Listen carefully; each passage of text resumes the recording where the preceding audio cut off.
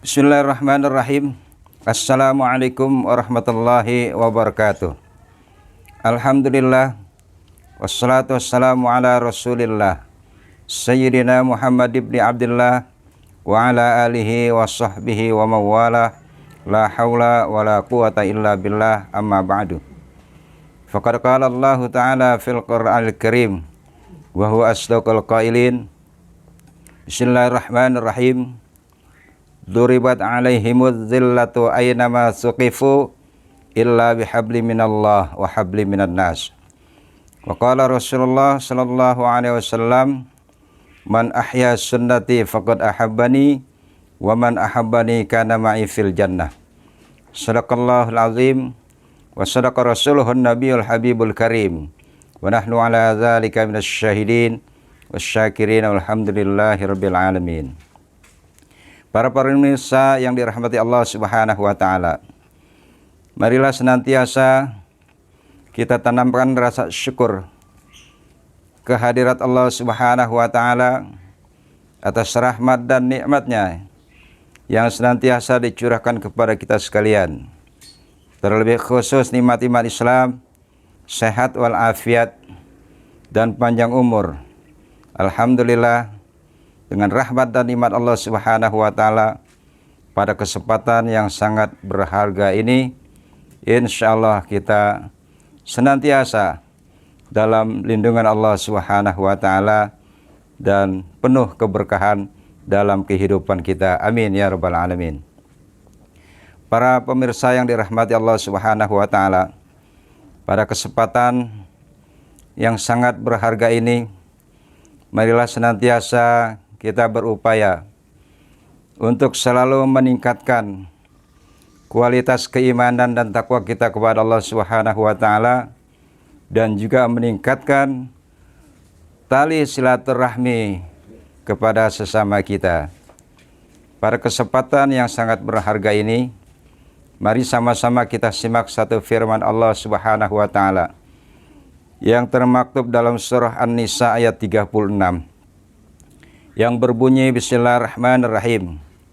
Wa'budullaha wa la tusyriku bihi syai'an wa bil walidaini ihsana wa bizil qurba wal yatama wal masakin wal jari dzil qurba wal jaril junubi was sahibi bil jambi wa banis sabil wa ma malakat aymanukum innallaha la yuhibbu man kana mukhtalan fakhura.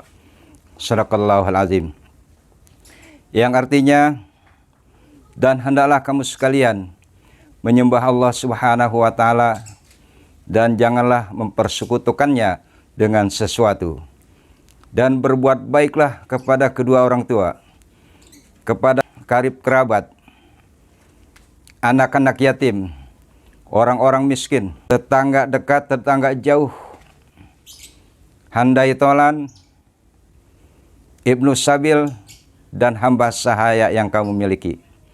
Sesungguhnya Allah tidak menyukai orang yang sombong, lagi membanggakan diri.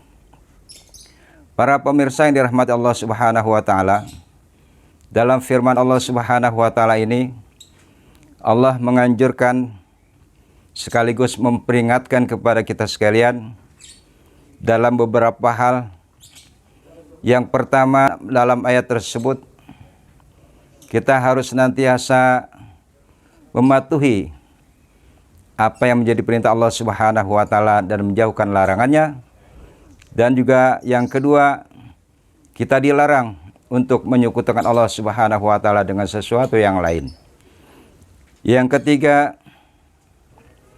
kita dianjurkan untuk menjalin hubungan baik, perbuatan baik. Yang pertama kepada kedua orang tua kita, yang kedua kepada karib kerabat, anak-anak yatim, orang-orang miskin, tetangga dekat, tetangga jauh, dan juga Ibnu Sabil serta hamba sahaya yang kamu miliki, sesungguhnya Allah tidak suka kepada orang-orang yang sombong lagi membanggakan diri.